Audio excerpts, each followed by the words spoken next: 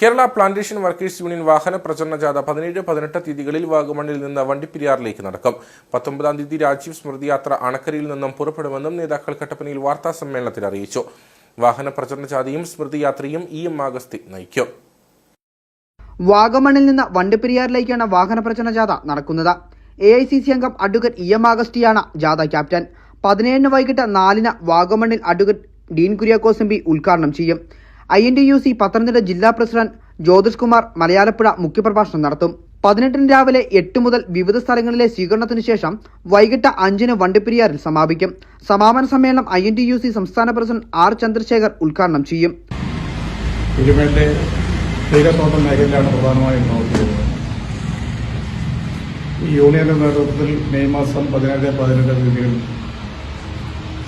ഒരു വാഹന പ്രചരണ ജാഥ നടക്കുകയാണ്.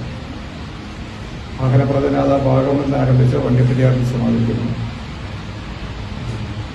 ഈ ജാഥയിൽ പ്രധാനമായും ഉന്നയിക്കുന്ന പ്രശ്നങ്ങൾ തൊഴിലാളി പ്രശ്നങ്ങൾ പരിഹരിക്കുന്നതിൽ കേരളത്തിൽ നിലവിലിരിക്കുന്ന ഇടതുമുന്നണി ഗവൺമെന്റിന് യാതൊരു താല്പര്യമില്ല.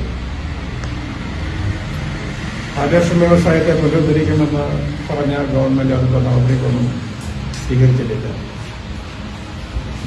തൊഴിലാളികളുടെ വാസയോഗ്യമല്ലാത്ത വീടുകൾ പുതുക്കിപ്പണിയും എന്ന പ്രഖ്യാപനം ആവർത്തിച്ചു വരുന്നതല്ലാതെ യാതൊരു നടപടിയും സ്വീകരിക്കുന്നില്ല. ഓട്ടത്തൊഴിലാളികളുടെ മിനിമം വേതനം വർദ്ധിപ്പിക്കാനുള്ള യാതൊരു നടപടിയും നാളിതുവരെ ഗവൺമെന്റ് ഭാഗത്തുണ്ടായിട്ടില്ല. സർവോപരി തൊഴിൽ വകുപ്പിനെ വളരെ നിശ്ചയമാക്കി ഇരിക്കുകയാണ്. തൊഴിൽ വകുപ്പിന്റെ സാന്നിധ്യം ഓട്ടം മേഖലയിലെങ്കിലില്ല. ഏറ്റവും പ്രധാനമായ പ്രശ്നം 1500ഓളം തൊഴിലാളികൾ ജോലി ചെയ്യുന്ന ഫോക്സ് ഗ്രൂപ്പിന്റെ 7 എസ്റ്റേറ്റുകളിൽ കഴിഞ്ഞ 4 മാസക്കാലമായി ശമ്പളം കിട്ടുന്നില്ല. ജോലിക്ക് കൂലി ലഭിക്കാത്ത സാഹചര്യം നിലനിൽക്കുകയാണ്. തൊഴിലാളികൾക്ക് നിലനിൽപ്പിന് ആവശ്യമായ ചിലവ് കാശ് കൊടുക്കുന്ന ഒരു സമ്പ്രദായമുണ്ട്.